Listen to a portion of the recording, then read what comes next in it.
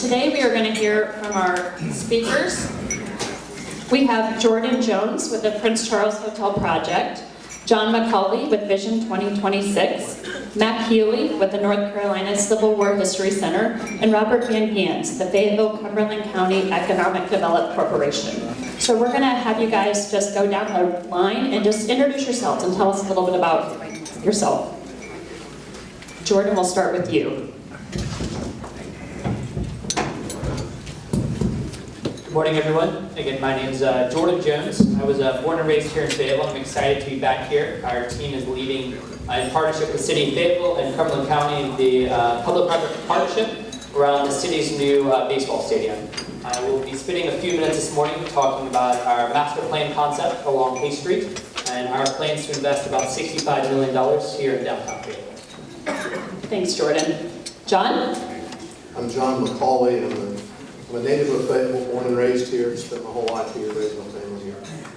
I'm the Chief Executive Officer of Highland Paving Company and involved in a few other businesses here, and I'm the President of Vision 2026, a local group committed to improving Fayetteville and Cumberland County for a better quality of life and better economic opportunity for all our citizens. Thanks, John. Matt? My name is Matt Healy, and I am not from here. I was not born here, but I've lived here since 1980 when I graduated from school. Fayetteville's my home now. Both my kids were raised here. I am a volunteer who's working with the North Carolina Civil War History Center. Been doing that for the last 6 or 7 years and involved in a couple other projects around town, so it's exciting to have the opportunity to talk to you about it. Thanks, Matt. Robert? Hi, I'm Robert Van Gans, and since January, I've been the President and CEO of the Fayetteville Cumberland Economic Development Corporation, which is your economic development entity charged with expanding existing businesses and attracting new investment and jobs here. And we're funded by the city, the county, the private sector, and also now the TDA, so we're grateful for all that support. I've had the pleasure of being here since January, so if I haven't met you, I apologize. If I have met you, I sincerely apologize. And prior to that, I spent 9 years working in Salisbury, home of my alma mater, Prince College, and my wife and I are both from Connecticut. We apologize for where we were born, but you can only choose where you end up. Thanks, Robert. That's great. So we are going to hear a little bit in depth about the projects that each of our guest speakers are working on in the city and all the endeavors and people behind it. As they're speaking, try to think of some questions that you'd like to ask them, and then you can go ahead and text them to this number.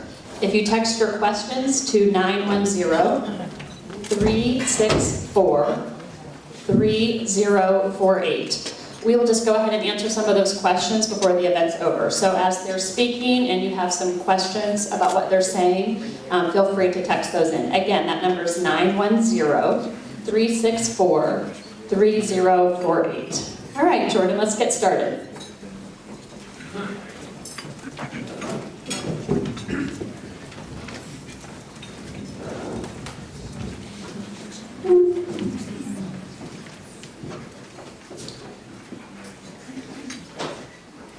Great, and good morning. Again, my name is Jordan Jones with Prince Charles Holdings LLC. I'm one of our 4 development team members. We've been working here in Fayetteville for it's almost been 3 years since we acquired the Prince Charles Hotel. And we started planning and thinking about what exactly to do on this map here. It's unfortunately a little difficult to see, but again, the site we're talking about is, I can't even see my laser, is Hay Street on the south, Prince Charles Hotel on the east, and the Amtrak train station on the western part of the district. When we bought the Prince Charles Hotel and the land that came with it, we saw the site, and we zoomed out and we started realizing, oh wow, this is really kind of a donut hole in the heart of downtown Fayetteville.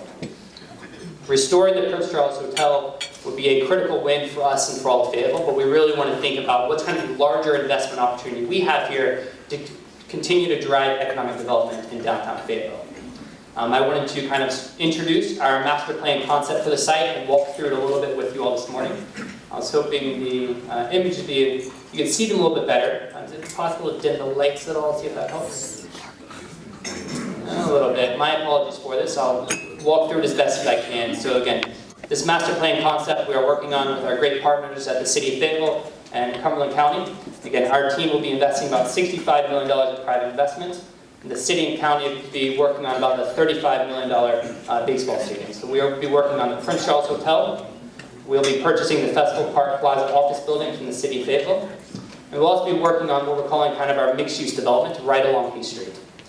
That building will truly be mixed use. So we'll have about 400 parking spaces with 2 buildings on top of it. A very complicated project we're excited to be delivering here in Fayetteville. So of course, the first project being the Prince Charles Hotel. Again, this is a building that we're very excited to be working on. I think just about everyone here in the room today has a story and connection and memories of kind of their time inside the Prince Charles Hotel. We will be doing a historic tax credit renovation here. It'll be about a $16 million investment. The first 2 floors, we will be putting retail spaces in it. It'll be about 13,000 square feet of retail space. And we'll have a very upscale restaurant that'll anchor that space. The restaurant, unfortunately, can't see the middle 2 pictures too well. The restaurant will be located in what used to be the historic lobby of the building. This is probably Fayetteville's most grandiose space, and we wanted to make sure that space remains open and open to the public so everyone can enjoy the space. So that's for the idea of putting a restaurant in there. That way everyone can enter underneath the marquee right on Hay Street and enjoy this fantastic space. On floors 2 through 7, we'll have high-end 4-bedroom apartments. We'll have about 61 apartments. These apartments have about 41 one-bedroom units that'll rent for about $800 to $1,000 per month. And we'll have 22 bedroom units that'll rent for about $1,000 to $1,200 per month. It's again about 60 apartments on floors 2 through 7. These will be your smaller, more urban units that we see in very successful downtown communities, your Durham, your Raleigh, your Charlotte. And so we're very excited to deliver that type of product to here in downtown Fayetteville. For a long time, we've been thinking about the 8th floor and where used to be the ballroom. We've been talking about putting a really large 3-bedroom penthouse apartment up there. And that had been our plan. But recently, we started talking with a local community leader here about actually turning that space into an office space. And so it could become Fayetteville's most prominent office space. It'd be about 3,200 square feet. You'd have access to the terrace right along Hay Street. And we also have incredible views into the new baseball stadium. And so we're very excited to hopefully be making that announcement in early next year about that new office tenant and making it a great modern office space. The Prince Charles Hotel, unfortunately can't see these pictures too well, the project has begun. We started interior demolition earlier in September, and we're about 2 weeks away from finishing the interior demolition of the building. So every non-historic, non-structural component inside of the building, we're ripping it out and we're starting from scratch. All the walls are coming out, floor, ceiling, you name it. So it'll be a brand new building in the inside. And so we're very excited to be delivering this. The overall timeline for the project is we will have this completed in late 2018. Everything is so far on budget and on time. And so we're very excited to be delivering this product to Fayetteville. So that's just one component we're working on. I do want to quickly talk about the baseball stadium real quick. The city's leadership and the county's leadership has been tremendous. To see this $33 million investment, this is truly an economic development project for here in Fayetteville. It's not just a project, if you build it, will they come? Our team, again, has committed $65 million of private investment in partnership with the city of Fayetteville. The city and county have been tremendous leaders on this project, and again, showing great, strong leadership and investment in this project. I also want to highlight David Lane, the Houston Astros. If you haven't met David Lane yet, he's their local leader. He's an incredible individual, and of course that club, Houston Astros, not only their big win, but they've been a fantastic partner here in Fayetteville, and we're very excited to have them here. I think they will continue to be a great partner for all of us.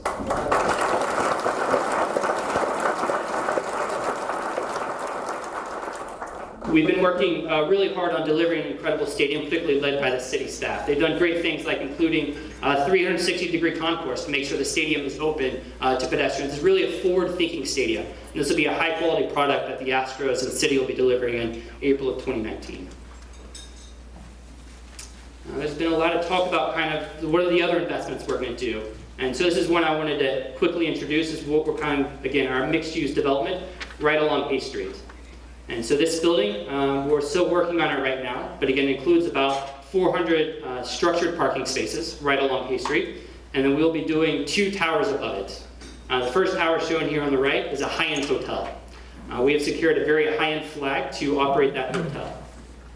The other buildings shown will be about another 125 residential units in downtown Fayetteville. So right now, this is still in concept phase. We are still designing this right now. Some key components to it that we're working on is making sure that the parking garage isn't just a dead space on Hay Street. We want to make sure the parking garage is very active and it's wrapped and has some retail space on the first floor, so that way when you walk past, it doesn't look like just a bunch of parking opportunities and cars. So make sure it's a really active space on Hay Street to promote walkability on Hay Street. So again, the hotel will be about 125 rooms. It'll be a select service product, and it'll be the highest hotel in the entire Fayetteville market. And so we're very excited to deliver that product to downtown Fayetteville.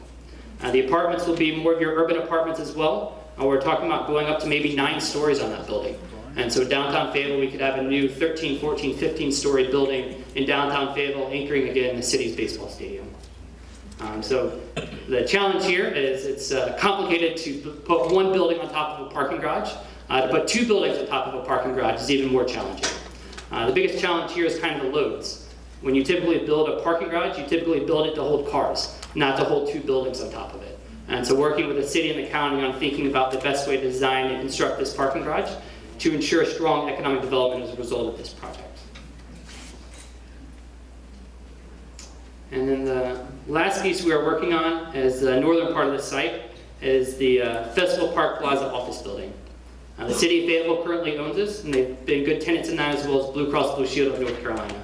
We will be acquiring that from the city. That's important for the city's and the county's financing model for this project. This is a lot of new construction. This will be $100 million of new development happening within a 10-acre site. An example I always talk about is in Danville, Virginia. Danville, Virginia, where my partner and I own about 600,000 square feet of historic space. The community here is population less than 43,000. In the last couple of years, 500 apartments have been delivered and absorbed by the market. 500 new residential units of young professionals, of empty baby boomers, are loving the opportunity to live in downtown Fayetteville. If a community, a fourth of the size of Fayetteville, can absorb that much private development, what's the potential here in downtown Fayetteville? We're very bullish in downtown Fayetteville. In closing, I do want to talk briefly about downtown Durham. This is where our team is based, and where my partner's done about $400 million of private investments. There were fortunately a couple of dots here, but basically back in downtown Durham in 2000, there's really nothing going on in downtown Durham. People always say, well, going from nothing to a lot, how downtown Durham is today, was easy because you had Duke University there on the western side of downtown and Research Triangle Park on the right. Well, that's true, can't disagree with that. But both of those entities existed in downtown Durham when there was nothing going on in downtown Durham. Those are critical components to getting it going, but it was not the only piece of it. Downtown Durham today is a very thriving commercial district, entertainment and arts district. It's really done an incredible job of changing the reputation of the brand of Fayetteville. Downtown Durham and Durham itself, people used to say, used to be the armpit of North Carolina. It was a place no one ever wanted to live or rent or even invest in. What's changed in downtown Durham? Duke hasn't changed, Research Triangle Park hasn't changed. What's changed is how thriving of a district, how active downtown Durham is today. Downtown Durham today is not the result of a single project. The city of Durham built the Durham Bulls baseball stadium. I think it opened in 1997. It was about 10 years before any other projects happened. What's really happened in downtown Durham has kind of been the density and the multiple projects that have happened. Our team, we don't anticipate, we single-handedly will be able to transform downtown Fayetteville. What happened in downtown Durham was multiple projects, multiple individuals, and significant public-private partnerships. We're strong believers that a thriving downtown district is critical to a community's future economic development. It starts to change that brand and that reputation. Who here 10, 20 years ago, even 10 years ago, would have thought about investing or living in downtown Durham, and anywhere in Durham? Durham has changed so much. It's been the downtown that's been driving that and moving that community forward. And we're excited about playing that role and looking to move forward downtown Fayetteville as we continue to think about the new brand and reputation of Fayetteville, continue to drive economic development in this community. So we're excited to be partnering with the city and county on this $65 million investment. And we invite everyone here in this room to join us, to start supporting downtown, investing, shopping, buying groceries and food down there. It'll be an incredible district for all of us and help continue to move Fayetteville forward. So, thank you for your time.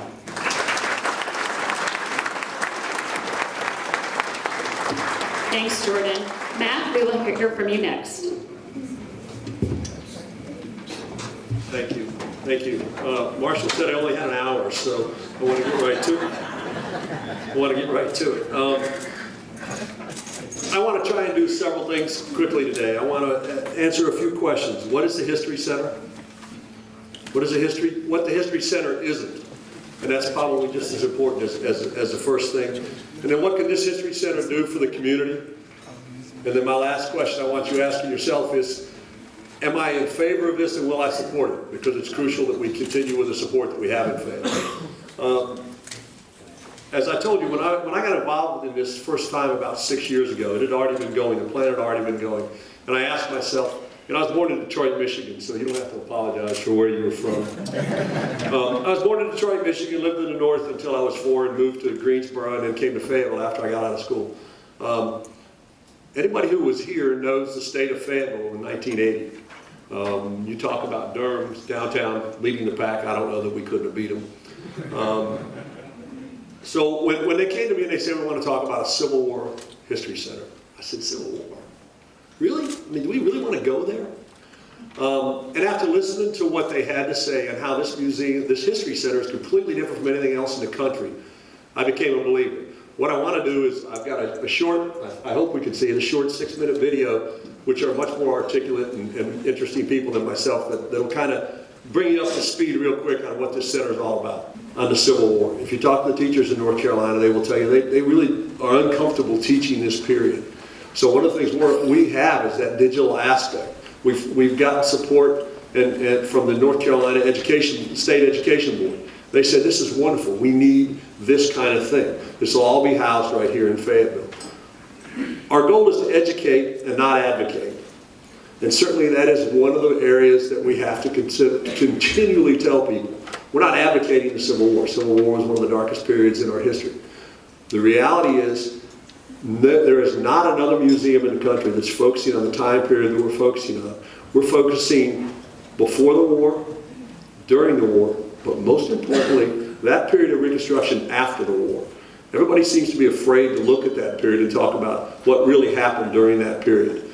Since I've gotten involved with this, I've been shocked to hear the stories and the facts that go on. North Carolina was always a very strange state. If you look at, when talked about succession, if you look at the mountains, it was like 98% of the people up there voted against succession.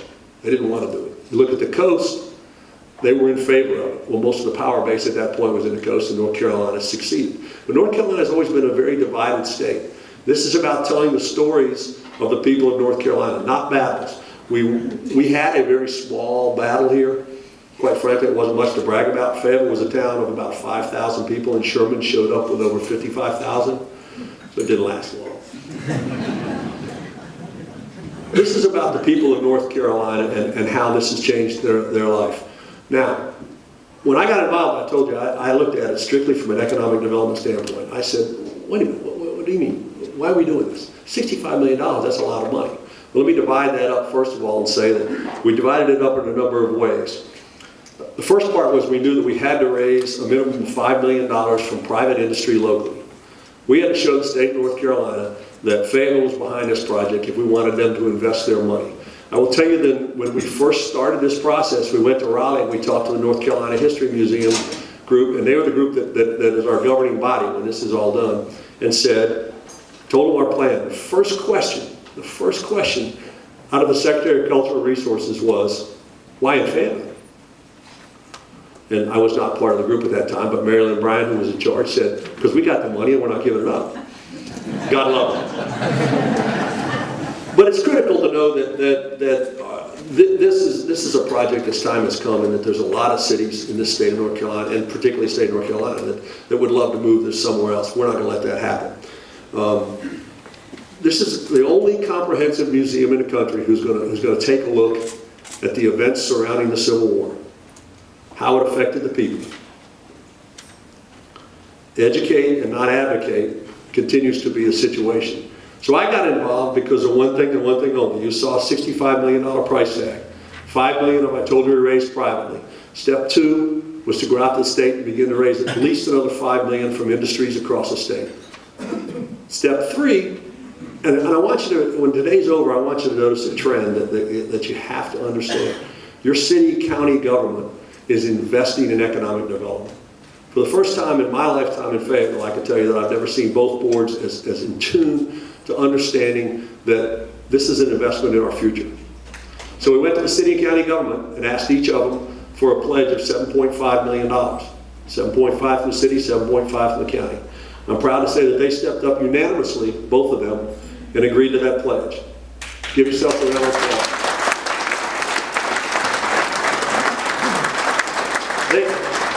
They understood long-term what this could mean for this city and this county. I say a pledge because it was all based on the fact that the state government come through with their part. It's a $30 million commitment out of the state of North Carolina. And I can tell you that we were told from the very beginning, you're not going to do that, you're not going to get that. We spent an awful lot of time up in Raleigh and help from our city government and some of you, and talking to the legislators in Raleigh and said, we've got to have this commitment. They love the idea. Certainly there's detractors on every idea, but for the most part, they love the idea. So this past session, they pledged $5 million out of the $30 million that we need to the project.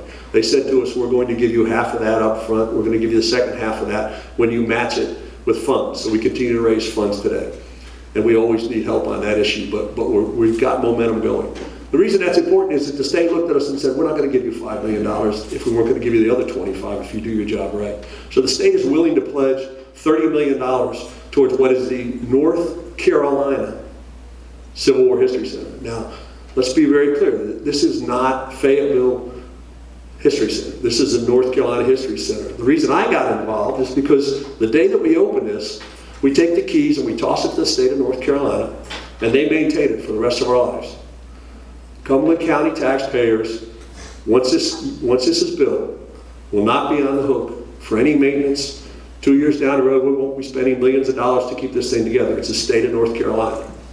So for $15 million combined between the city and the county government, we end up with a $65 million museum. You saw we end up with about 200 jobs. We paid for an economic development study who stated the North Carolina Civil War History Center has a potential to generate a total estimated annual impact of $12.6 million to the local Fayetteville area.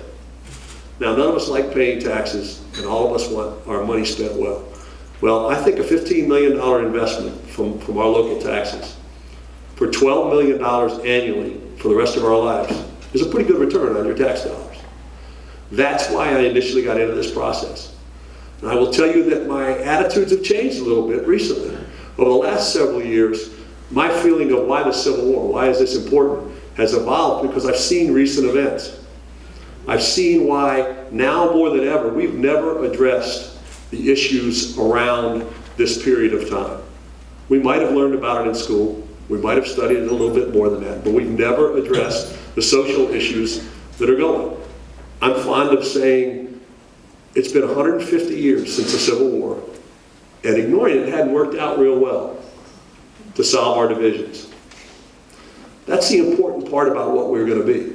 I was with somebody the other day and they said, you know, I'm just worried that this might bring protests in like Charlottesville or whatever. And certainly you can't control where and when those happen. Obviously we would if we could. But I want you to think about the fact that once this is built, North Carolina, and Fayetteville in particular, will be looked at as a city that looks at the tough questions, asks the hard questions, discusses all races, creeds, everybody gets together and discusses our issues rather than ignoring them. We have a very unique opportunity to lead this nation in an opportunity of discussing this. In St. Louis, if you remember when they fired the president of the University of St. Louis during some of their strifes, the new president came in and he said, I only wish we had had a venue to discuss these issues rather than take it out of the street and start trouble. This is going to be that issue, not only for Fayetteville, not only for North Carolina, but for the nation as a whole.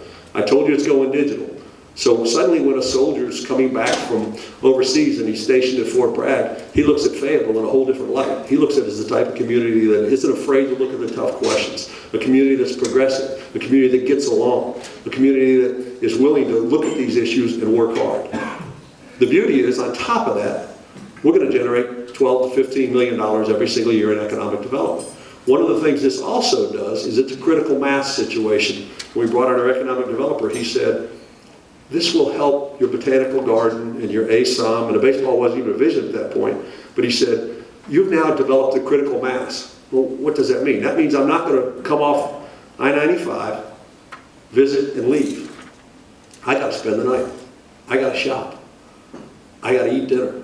I got to give you more of my money coming down 95. I don't know if you know it, but Fayetteville is the largest city in North Carolina accessed by I-95. Are we getting our fair share of visitors? I don't think so. I think there's always more of that. Whether you agree, disagree, the Civil War history tourism is a $2 billion industry a year.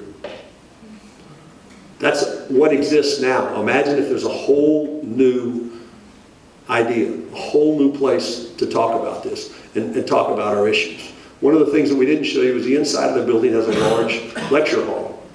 We know it's our role to bring people in with diverse opinions, bring in scholars, bring in experts to be able to talk about what happened during the Civil War. Because there's so much we don't know, because unless you studied it. Now if you have, I apologize. But for me, it was all new. So we've got a rare, incredibly rare opportunity here to bring in a great economic development statement, to bring in a great anchor for our community. Maybe the best thing I heard about this when I started was one of the members of our advisory board was the mayor of Asheboro. And he said, you know, you've got to look at it this way. When you take your kids from school up to Asheboro, where do you go? You go to the Asheboro Zoo, right? It's not the Asheboro Zoo. It's the North Carolina Zoo in Asheboro. It's a big difference because Asheboro's not funding that zoo. Asheboro, he tells the story, Asheboro had all this great land, wasn't doing anything, wasn't generating taxes, wasn't bringing anybody in. That's what this is all about. This will bring children from all over the country, and particularly in this state. I don't know about the rest of it, but I really got tired of loading my kids up on a bus when they were in public school here and sent them to an important place to go visit. I want to see those kids from Asheboro coming down here. I want to see those kids from the rest of it. I want to give Fayetteville one more boost, both economically and socially, to be that kind of city that it is. One of the most diverse, understanding cities that I've ever been around. So we have a unique opportunity. What do I need from you? I need you to ask if you believe in this process.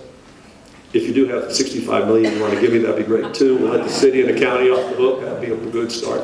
But I also need you to talk to people. We have to make sure that we get past the name Civil War, because that's not a good name. It describes this period as best as we can, but we need your help to understand what this can mean for Fayetteville and what this can mean for North Carolina. I briefed Senator Richard Burr, who's our United States Senator, and he looked at me after the presentation. He said, this state really needs this. And they paused and he said, no, this nation really needs this museum. So I think we've got an awesome opportunity in the next several years to continue our process to where Fayetteville is seen completely different than it was in 1980. For the rest of these projects, as these gentlemen are going to talk about, it's only just another little chink in our army where we get tougher and stronger, and people all over the world begin to look at Fayetteville and go, wow, that's a town I want to move to. I was going to give you a little bit of advice. I have 2 kids, they both live in New York. Don't redevelop it, just charge $2,500 for a small space in your hotel like my kids do in New York, and it'll be good. We have a great opportunity, and all these guys up here are talking about the same kind of thing. We're going to develop economic development, but more importantly, we're going to change the image of this place. I want to be standing up here one day and say, that's why my son, my daughter moved back to Fayetteville, North Carolina. Thank you.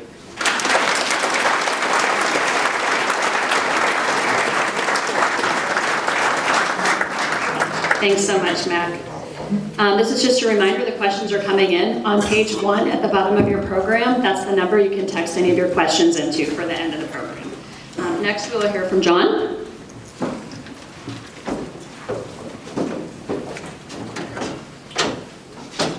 Good morning. Good morning. I thought Mac was older than me, but he shows up with videos and PowerPoints and all that, and I don't have any of that. So I don't have any great forms of entertainment to offer you, but maybe I can offer you just a few insights into what I think about where Fayetteville is, where Cumberland County is, where we can go together. My name is John McCauley, and I'm very proud to be from Fayetteville, North Carolina. You know, my friend Ralph Huff, who's somewhere here today, was quoted in Business North Carolina last week saying that Fayetteville, North Carolina has long suffered from an inferiority complex. And indeed, he's right. For most of my adult life, we've allowed ourselves as a community to be defined by people outside of our community. few years ago when I would hear people begin to talk poorly about Fayetteville when I was in Raleigh or Charlotte, you know, the big cities where everything's right, I would challenge them and I would ask them, what do you know about Fayetteville and how is it that you arrived at your opinion? Well, it didn't take long for me to figure out they didn't know a damn thing about Fayetteville. They didn't live here, they didn't grow up here, didn't go to school here, didn't own a business here, didn't raise a family here. I did. This is my hometown. I was born 8 or 9 miles from this building. I went to school here, grew up here, left here to go to college and law school, came back here, raised my family here, had 2 children in college, raised in Fayetteville, doing great. Started businesses here. I have wonderful business partners, wonderful friends. We've enjoyed more than our fair share of success. And I've watched my friends and my neighbors prosper. And what I learned is that all the people from outside Fayetteville have it very, very wrong. This is a really wonderful community. Cumberland County is a really wonderful place. We don't focus on it enough. We don't brag enough. And it's part of who we are. But this is a great town, and I'm proud to call it my hometown. We're a welcoming community made up of a very diverse population. People of all races and creeds, people from all parts of the world, right here in this community, working together, welcoming people into our midst. You know, there are not many places as welcoming as Fayetteville. We welcome people from the military from all over the world. They walk right into our community and we welcome them, and they join right in with us in our churches and in our schools. It's part of who we are. It's part of who we should be. And it's more unique than we think. This is a great place. It's a humble place where people believe in working hard. Our company does millions and millions of dollars worth of business a year. Nearly half of that is done on a handshake. No paper, no contracts. Done with people we know and trust and people who trust us. That's a fine town. It's a fine place.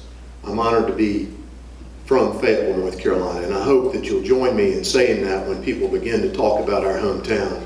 One thing we need to do is defend it to everyone. It's a fine, fine place to call home. Another habit we have in Fayetteville that we need to break is trying to be like someone else. You know, the grass is truly greener on the other side of the hill, and Lord knows there's nothing that ever goes wrong in Raleigh or Charlotte or Greensboro or Wilmington. But we don't need to be like anyone. Communities and cities are like people. We're all different. Trying to be like someone else is a waste of your time and your energy and invariably leads to trouble. What we need to focus on in our community is being the best Fayetteville we can be. Like all communities, we have our own strengths, we have our own weaknesses, our own competitive advantages, our own competitive disadvantages. The question for us is how do we accentuate and emphasize our strengths, and how do we compensate for our weaknesses and work to correct them? If we do that, we'll be the best Fayetteville we can be. And if we're the best Fayetteville we can be, we're going to be just fine. And we don't need to worry about what goes on in other places. So when we talk about our strengths and weaknesses and we talk about things that are going on in Fayetteville and Cumberland County, there's a lot to be excited about and there's some things to be concerned about. We've talked about quality of life at Vision 2026 for a long time, and you've heard me say before that the world has changed. When I was a kid, you lived where you got a job. It's just that simple. You figure the rest out later. Young people don't do that anymore. They decide where they want to live and then they look for a job. So quality of life matters more than ever. We've got to keep and retain talent in our community. We've got families that are leaving Fayetteville because their children have chosen not to move back to Fayetteville, and so they're selling their businesses and leaving. And when they leave, the contributions they make to our churches and our schools and our community leave with them. That's a problem. Fortunately, our city and county have been stepping up. We've been getting into the game on quality of life. I won't rehash what's been said, but the baseball stadium can be a game changer for us. You know, the world champion Houston Astros are going to be part of Fayetteville, North Carolina. Our friend David Lane said recently at an event I attended that 8 of the players on this year's World Series team came up in the Houston Astros minor league system. And so major league players are going to be playing in downtown Fayetteville in 2 summers. That's something new and something different, and the stadium's in the right place in downtown where we have a place to gather. Cities who succeed, as Jordan has told you, succeed because they have a city center where people can go and gather, where we can live together and be entertained together. Fayetteville's done well in the arts. We have a tremendous arts community. Appreciated more really outside of our town than inside of our town, all over the nation. We have incredible theater, incredible performing arts, visual arts. We have an incredible symphony. We have an incredible history in music. Now, I'm not young enough to appreciate J. Cole, but my children are. And so one of the foremost artists of our time is from Fayetteville, and very proud to be from Fayetteville. We also have other things going on. For the people closer to my age, a fellow grew up behind Tallywood Shopping Center, and he's now regarded as perhaps the most accomplished guitarist in all the world, Jimmy Herring. We have incredible theater here. A native of Fayetteville who grew up at the Cape Fear Regional Theater, Mary Madison Valerie, is going to star this week in a production in Raleigh called Gypsy. She's working on Broadway in New York City, just been there a year and already getting great roles. So when it comes to the arts, we have lots to offer and we have lots to be proud of, and we need to be bragging about it. And then we need to find a place for them to perform. We need a performing arts center in downtown Fayetteville. It's what we need. Is it a challenge? Yes. Is it expensive? Yes. But it's necessary. We need to get in the game. We need a place to showcase our talent, and we need a place where we can bring talent from outside our community in here so that our citizens have a place to go and be entertained. We want our people to live here, we want them to work here, and we want them to play here. These are big challenges, but we are 20 years behind in meeting them, and we have to get going. I want to talk just a few minutes about economic development. It's another core principle of Vision 2026. And I'll say that not everything I say has been cleared by any specific group. So I'll give you a disclaimer. We have a unique opportunity in our community because we have a true economic developer in our midst. You're going to hear in a few moments from Robert Van Giens, who we affectionately refer to as Robo. Robo is a tremendously energetic, passionate, committed, talented, experienced professional. It's been a very long time since we've enjoyed the kind of robust economic development energy that we have in this community right now. Our city and our county have stepped up. They are working to make sure that Robo has the tools he needs to do the job he needs to bring jobs to Cumberland County. And my friends, they are coming. And there is better news on the horizon, I assure you. Our job as a business community is to make sure we stay focused on Robo's mission and that we help give him the tools he needs to succeed, both from our city and our county and our private sector. It's critical to our future success, but it's very good news. We are on the right track. But just as I said at the beginning, there are strengths and there are weaknesses, and there are things that we need to do better in Cumberland County and in Fayetteville. One of the things we need to do better is we need more common sense regulation. We have a real problem in Fayetteville because we like to go and borrow ideas and ordinances and all kinds of things from other places. And as I told you, we're all different. We all have the same objective and we all want to cure the same ills, but sometimes the very things we create to cure those ills cause more of them. Our Uniform Development Ordinance needs to be rewritten and reformed. It needs to do what it's intended to do and not do what it's not intended to do. Same thing with our stormwater regulations. Much of these things were based on cities that are in other places with other problems and other attributes and strengths, and we need to have a look at them together. Not off in some corner, together, in a room, discussing what makes us better and what makes us more competitive. Workforce development is an issue in our town. And on this issue, there is a mixed bag. Mr. Keene is here. FTCC is doing a great job producing lots of people who leave there ready to get a job, and in fact, they leave there with a job. That's great. Fayetteville State University has a nursing program which is nationally recognized around this country for its excellence. Methodist University is doing great things preparing young people for life beyond college and giving them the skills they're going to need to succeed. That's all great news. Those are strengths, advantages. Our secondary education system is another story. we're not doing what we need to do in our public education in this town. People don't want to hear it, don't want to talk about it, but it's the truth. Just recently, we tried to locate an employee to Fayetteville. He wouldn't leave the town he was in because we wouldn't be able to pay him enough money for him to send his children to private school, and his wife wouldn't locate here because of the condition of some of our schools. It's got to be fixed. Can't be any more excuses. Money's an issue, but it's not the only issue. We need accountability, we need efficiency, we need budgetary discipline, we need behavioral discipline in our schools. There is no excuse. And the problems are not just in one part of our community. We're all responsible for our schools, and we're all responsible to make sure they're better and that they're properly funded and properly managed. We're in the search for a new school superintendent as we speak. Vision 2026, we believe that we ought to be looking perhaps outside the box for someone with private sector experience, someone with experience with large-scale management accountability, efficiency, budget discipline, these important tools. If we do that, we think we've got a great likelihood of success. If we continue to do what we've always done, we're going to get what we've always got. I want to conclude by talking about something that affects everything we've talked about.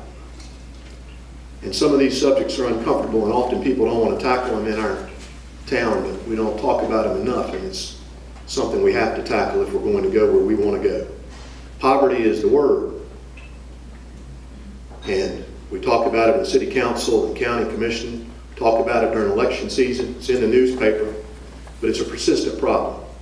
There are lots of great ideas from lots of different people about how we tackle it, from early childhood education to child care to technical training, job training for young people stuck in poverty.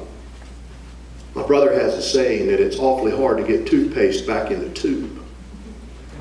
And such is the case with poverty.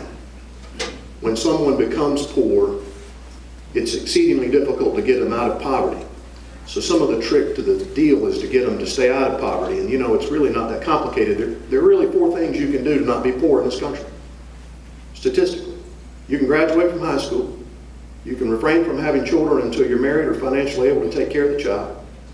You can stay off of drugs, and you cannot commit a felony. If you can do those 4 things, there's less than a 5% chance in this country that you're going to remain poor. There's a huge statistical probability you're going to move into the upper class or middle class.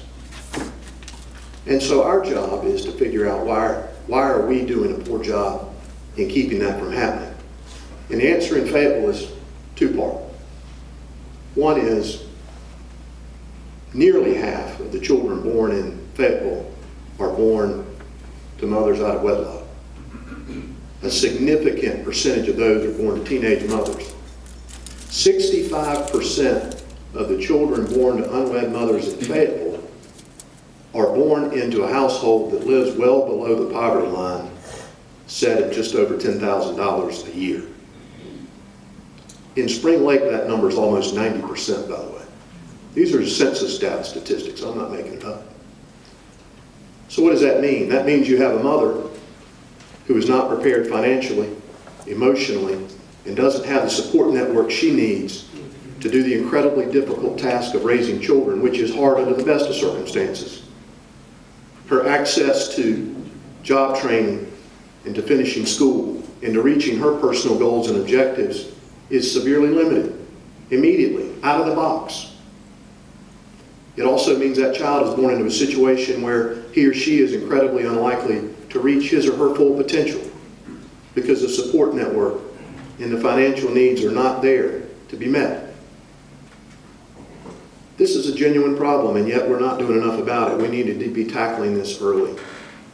Our boys and girls and young men and women need to be learning about the real consequences of having children before you've been able to prepare yourself for that very, very difficult task. We need to be about the business of getting in our schools and in our churches and in our broader community and making sure that our children understand the risk to their future when they make poor decisions. I don't know how many of you have teenagers or college-age kids, but I've got one 19 and one 22, and they look like adults, and they talk like adults. but they don't think like adults. And about every 2 or 3 weeks, you'll think they've got it figured out, and then they take a left. And you have to grab them and say, whoa, whoa, whoa, whoa, whoa. And so we need to be about the business of helping these young people make better decisions, because the reality is they're not prepared to make great decisions at that age. The last thing I want to talk to you about is maybe the most important thing that we can talk about. And I get emotional about it. Our children are dying all around us. They're dying on Haymount Hill, and they're dying on Murchison Road. They're dying on Person Street, and in Hope Mills, and in Linden, and in Spring Lake. And they're dying from opioid addiction. Sure, it's an economic problem. It's a problem at the hospital. It's a problem of behavioral health. It's a problem at the courthouse. It's a problem at the police station, the sheriff's department. But it's bigger than that. Our children are dying around us. And just as is the case with teenage pregnancy, the odds of getting someone off of opioids once they're truly addicted are exceedingly low, even with the best of treatment, which is extraordinarily expensive. So if you can find the addict and if you can find them help, even then, there's only, at best, a 30 or 40% chance of permanent reformation.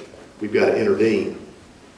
Our city government is active in this. I know Glenn Adams is active in this. Our governor is on the national board that the president has set up to fight what he's declared a national emergency.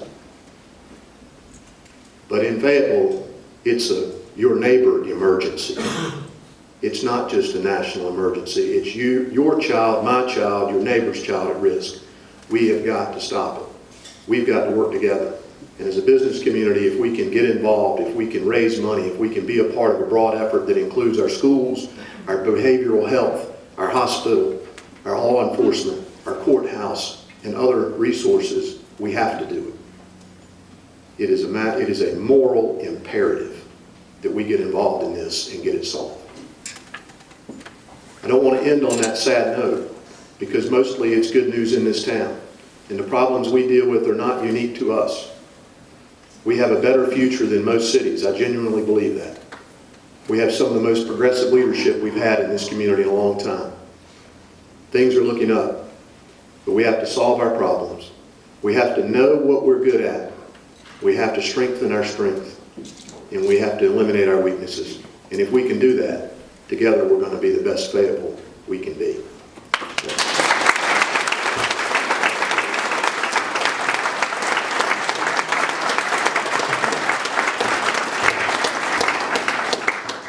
Thank you so much.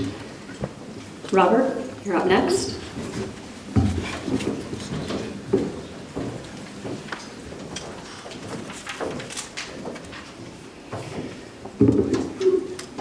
And now I loosened it so it surely will fall over.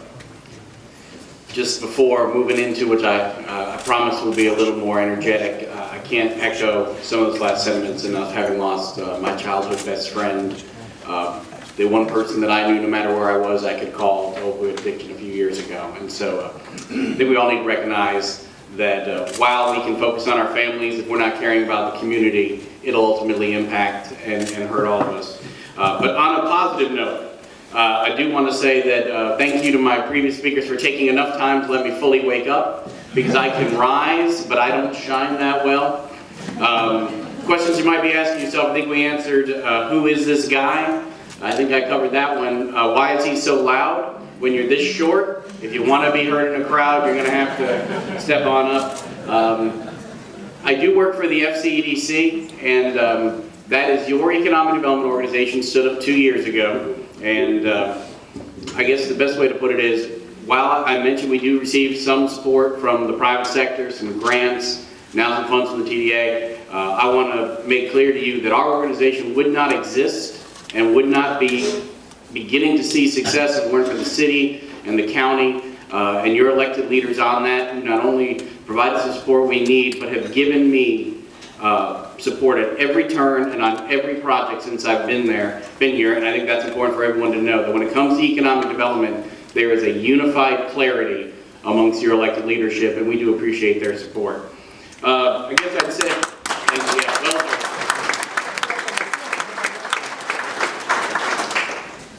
all the things were mentioned that were benefits about attributes of this community that are great are, quite truthfully, why my family, why my wife and I thought this would be a great place to raise our 2 daughters. When you do an interview, you selected me, but we as a family selected you, and you should be very proud of what you have here. But why should you care about economic development? The bottom line is, it's what keeps your kids coming home. It's what puts the energy into your local economy to make your city prosper. It's where a community pays its bills for police, fire, parks, rec, schools, all the things. And that's good on a transactional level. But from a citizen to citizen level, it is also where better futures are made. It is where people have a path to prosperity for them and their children. That without a job, without employment, without commerce happening here, your city and your community will wither and fade. And so that is why I'm happy to say that I got early in life, 7 years into being a planner and a building inspector, saying no to stuff. I found an opportunity to say yes to stuff because of the difference it makes, and that's why I do economic development. Now I'm going to try to move here, and I think I started the timer so it'll go off, but I did have on there too, what can you do to help? That's an important question here. We have an incredible group, and thank you again to the sponsors and CityView for having us. Every one of you is an ambassador. Every one of you I know has hundreds or thousands of business connections.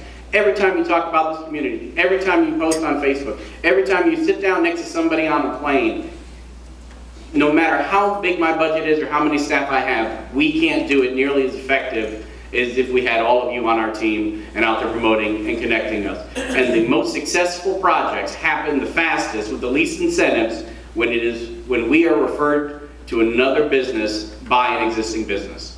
So you are the best team we could have for economic development, and we hope that you'll help us make this happen. All of your players are playing together. Your team is on board, the city, the county, 2026. That is what attracted me to this community. I had been in Salisbury for the better part of 20 years in that area, working in the Charlotte region, and living there and going to school. But it was the combined energy of the public, private sector, and the support we received for economic development that drew us here. You know what Babe Ruth said, if you haven't seen my presentation before, but what he said was, baseball is a team sport, and so is economic development. Okay, you can't prove he didn't say that, is what I'm saying. I mean, nobody knows for certain. But we are gaining momentum. These are some of the announcements come on board. I see Brian here from K3, or he just stood up and left me there. But we have K3, ACLC, Issues and Answers, e-clerks. We're pending a decision on Project Nano 2. These represent 700 plus or minus full part-time jobs across pay scale, across skill set, and there's more coming. You have, do y'all know that sorry, that was my time in Stanley County. Did you know that your unemployment rate's down 1.2% since last year? Did you know that you have 2,600 more people working in this community than you did a year ago? You are gaining momentum. You are moving in a good direction. Add to that the $100 million of investment happening in your downtown, hospitality, things being done around our medical clusters, retail. You have hundreds of millions of dollars of investment and jobs being created here. And you know, I would just say though, you've earned that. And from my perspective and what we're trying to do, you deserve even more. You are doing the right things, but it takes a consistent and sustained commitment to growing our local economy for it to happen. All right, question and answer time, audience participation. It's been kind of dark and it's, you know, you've all had a big breakfast. What is the most important thing for economic development? Is it available workforce? Is it having a good community college with Dr. Keene? Is it sites and buildings? Anybody care? But you can't answer the question? Here. Ow. Oh. That's my cousin Vinny there, if you can see it. It's a twig question. The reality is, every one of these things matters. Economic development is not about winning, it's being the last contestant. And then every turn, I was meeting with the folks at Cool Springs the other day, and I talked about how we drove around certain corridors because of the aesthetics when we had a client in. And so it said to me, so all we have to do is fix up all our gateways and we're good. I said, absolutely not. That is not where we win, but it can be the first place we lose. And so all of these things we've talked about today, K-12 education, universities, workforce, crime rates, they all matter. And that's both the difficulty and the beauty of the challenge we have when we're talking about economic development. Don't sweat the small stuff, and it's all small stuff. Everybody's heard that? That book came out in 1997. You know what was also acceptable to believe in 1997? That an anatomically correct Batman wouldn't kill the franchise. And so, you can blame George Clooney or you can blame his costume, but that is no longer the case. This is a list here, and you're going to have to, it's a scary thing for a guy who works with government to say, just trust me. But just trust me, if you can see this list, these are all the factors that matter to site selection consultants and corporate relocation consultants. And you can see how long that list is. They all play a role for each company. All right, so marketing. What are we selling and to whom, and or is it who? And but whom sounds pretentious, so we'll get a grammar expert up here to fix that. But this is a quote from Lafayette, and according to my kitab French, it says, when finishing a race, second place is the first loser. If you speak French, you'll know that's not true and not what he said, but still, I'm going with it. We don't celebrate where we place. We are an incredibly ranked city. I think we suffer. My only knock on this community that has been so welcoming to me and my family and is so full of potential is that it suffers from low self-esteem. We sometimes say, well, we're not Raleigh.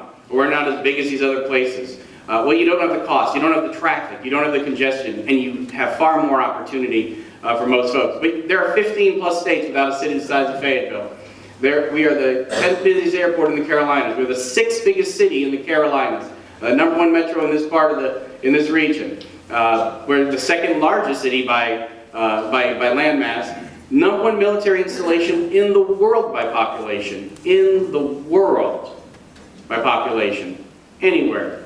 I know it sounds redundant to keep saying that, but then it's to recognize that's something to celebrate here.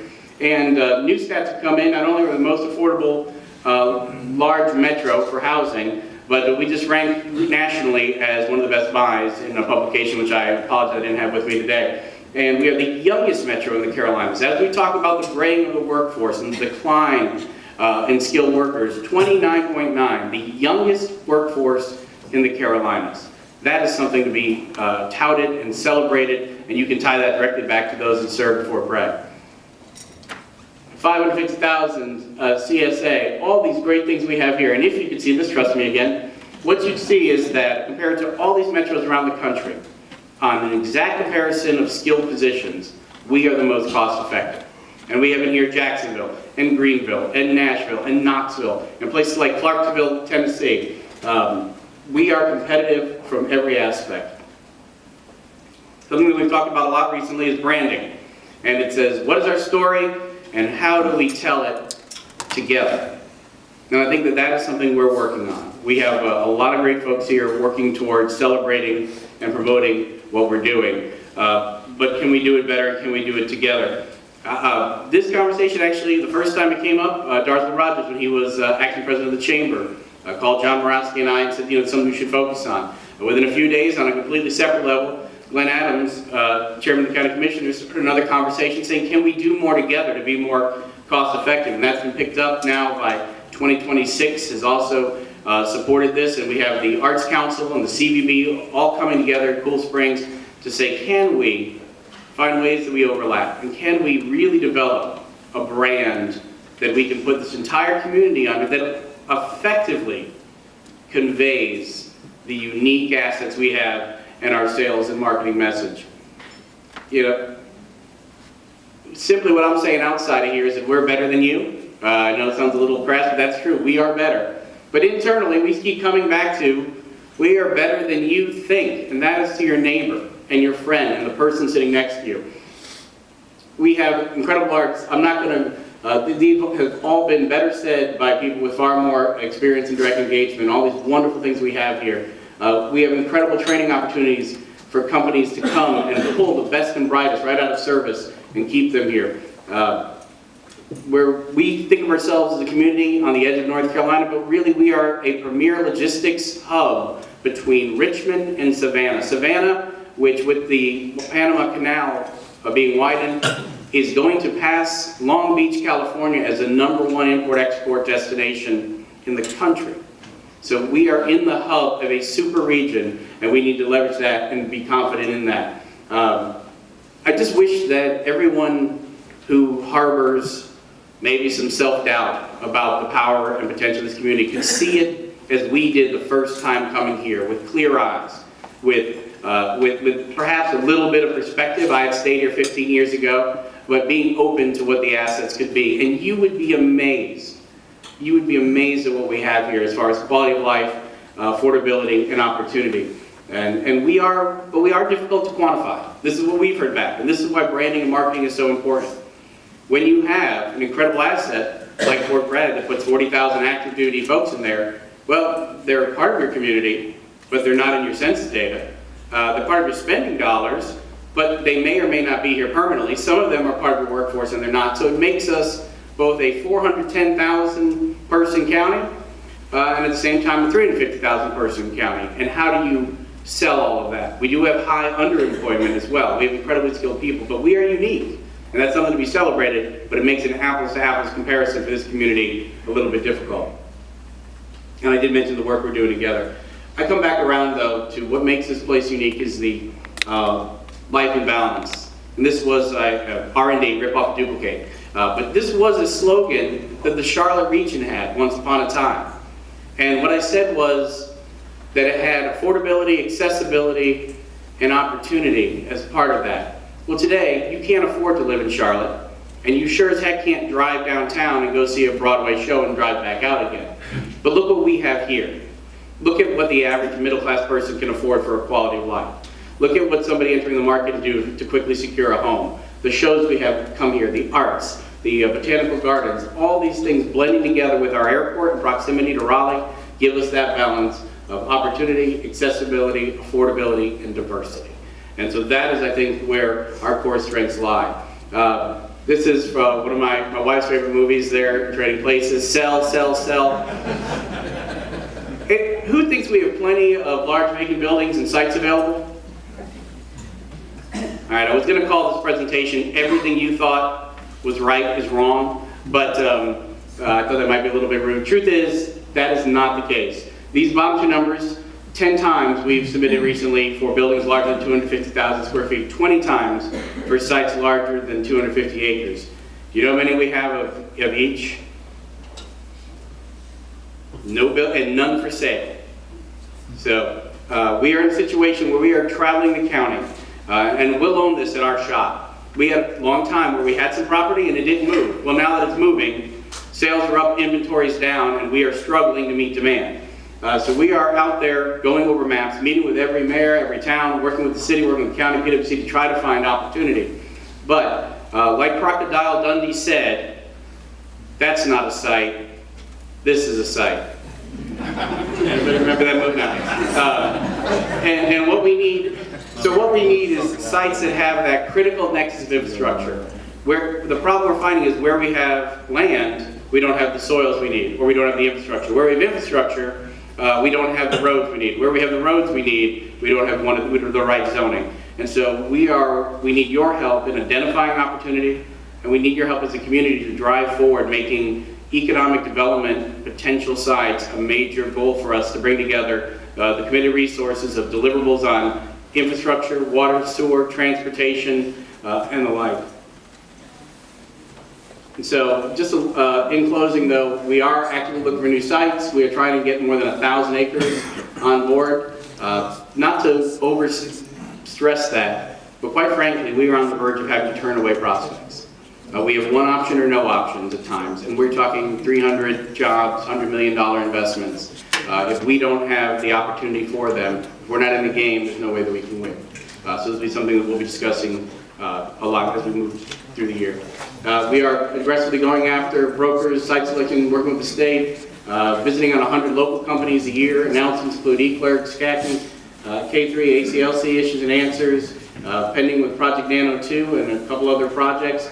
And on the ground visiting here, we have more than $1.5 billion of investment and 1,000 potential jobs. Those are people who have been here. That 1.5 number goes up or down to 2.5, 3 billion, or stays at 1.5 based on the Atlantic pipeline. There are reasons to be for it, Atlantic Coast Pipeline, the gas line. There are reasons to be for it. I understand a perspective against it. But the hard reality is, there are projects with a B in front of them, billion of investments that are considering us and looking at us now, that go away if that pipeline doesn't happen. I'm not saying that you should change your mind if you feel the opposite, but you need to accept the economic realities of without that, there is no other side to that equation. And if that's where you want to be and come with that, great. But don't let anyone tell you that this infrastructure does not drive investment and job creation. That's just a hard reality. So I mentioned that to you, did not leave that on the table as it's out there. But the best is yet to come. I agree 100% on the potential of this community. We weren't really looking when this opportunity came, but we saw a chance to be part of something and make a difference. At the end of the day, whoever sits in my chair is never more than 3 to 6% of the equation. We don't own land. We don't do incentives. We don't set your regulatory climate. We can go out and sell to the best of our ability what you're willing to give us and arm us with. So we knew that we believed in what we were told by leadership, and we have not been disappointed. But we need your continued support. It will take time and commitment. Each of you does have a network we can leverage and grow. And I think it's important to say I appreciate the accolades and the good things that were said about me. I'm going to do my best not to ruin that perception. But I accomplished nothing. Our organization does nothing on our own. We can only do it with the support that we're given. We just happen to be the ones that are out front taking the phone call. So we appreciate everybody's help on that. And together we're going to do great things. I have no doubt and look forward to taking any questions you have. Thank you. How or is the economic development working in tandem with SEED on their projects like the training station? We actually, I guess the best way to put it is that there is so much ground to cover. We believe in partnering and filling roles without duplication. We have a great relationship with SEED, and we have projects that go back and forth sometimes. So we're there as much as they want us to be, but that's predominantly their push, and we, I guess the best way to put it is you don't have enough. We've got enough on the table to not be overlapping each other. So we're supportive of everything they do, and they're a great resource for us. And also, too, I believe a number of my board members we have a diverse board that kind of covers the entire community, and I failed to recognize them here today. I've got my chair, my vice chair, my treasurer, Kathy Jensen, who's also serving on our board. I just want to thank them, and Glenn Adams, I know I had to leave for all their support. Okay, thanks, Robert. Don't put down the microphone yet, though. One more. What is the status of the transportation hub? That is a city question. I believe the opening is scheduled for early December, late November. Okay. Can anybody have a better date? You're good. Okay, correct. Thank you. And then for John McCauley, what are we doing to improve the entranceways and exits to Fayetteville? When coming into many other cities in America, the entrance says, "Welcome to our town." Ours does not. Examples of some entrances would be Highway 301 or 87 when you come off Interstate 95. The first impression of Fayetteville is not that great, and they mean everything to our new guests. The city can be pretty, but you have to come through the entrance to get there. Can you weigh in on that, John? Well, the city and the Department of Transportation are doing several things in that regard. One thing you'll notice is that they're going to be planted medians in most of these gateway roads now. That's one for safety, but it's also an opportunity to have some landscaping, and so you don't have pure hardscape when you drive in. I know that the city is on a drive to improve gateway, the quality of the buildings along gateways. That can be done. I'm not convinced, as I said in my presentation, I'm not convinced that the current regulatory structure does what it's intended to do. In fact, I would think it hampers redevelopment of some of those areas. As far as signage is concerned, we need to redo signs at our major gateways. We also need to make sure that the DOT is giving proper signage. If you ever notice when you're riding in, especially from the west, there's not a sign that says Fayetteville this way. You can't drive anywhere in North Carolina without seeing a sign to Raleigh, but you got to look for this town. So we need better signage, we need better entrances, and we need better landscaping. Great, thank you so much. The next question is for Mac. Has anyone considered reaching out to any community in North Carolina that currently has a Confederate monument and invite those to be donated and relocated to our museum site where they can be used to teach our children and citizens the lessons of our history? Well, we are not a collecting museum, as I said, and we're not going to collect the monuments from around the state. We certainly have been contacted by people who said, hey, please take us off our hands. But this is about education, and while that is part of the education, there will be artifacts within the museum, which are artifacts of the history, but we are not collecting any statues. Great, thank you. Along those lines, the Cumberland Community Foundation awarded a $500,000 grant to be paid once the state awards the construction contract to build this education center. Do we have a rough timeline of when building will start on that? That would depend on the state funding. This was a 2-year state budget. John Soko made the part that we got possible with all of his hard work. We will go back to the state as often as we can, but it won't be finalized until state funding. As I said, it's a statewide museum, and so until it's funded, we won't break ground. We'll begin to do some stuff. We're already doing some archaeological studies and some things there now. Okay, thank you. Back to Robert. This question is about the perspective on the chemicals and the Gen X issue from an economic development perspective. Would you care to talk about that? Sure, I'm happy to say that, to talk on that. Just so everyone is aware, while they're a major employer and part of our Plant Management Association, the facility actually is in a neighboring county, so we have been engaged, but not as directly as we would say if it was, well, we play second fiddle to them. But when you look at this situation there, I think for all of us, public health and safety is a major concern. When we look at what is in the river and how it impacts our health, we think we all want to be comfortable that our children have safe drinking water. On the other side of that, the unique things about the way this process has gone is, and I think it's important to look at much of what we do, is that there has been a reactionary aspect in the sense of, perhaps, I would say I was shocked to find out we did have regulations governing this discharge. But then once we did, there was a hyper-aggressive response that almost took out 2 additional companies not tied to this issue on the same site. So I think that we have to be proactive in discussing these things. I think we have to be judicious and have a good methodology for how we apply these. And we have to balance that public safety with also a reasonableness as well. Because what the concern is not about this site, but we also need to look at how the interaction plays on a state and local level with a company and how it impacts the overall business environment perception about North Carolina. We need to do the right thing by public health. We also need to be able to continue to work with business. Okay, great, thank you. This next question, John or Mac, you may want to weigh in here.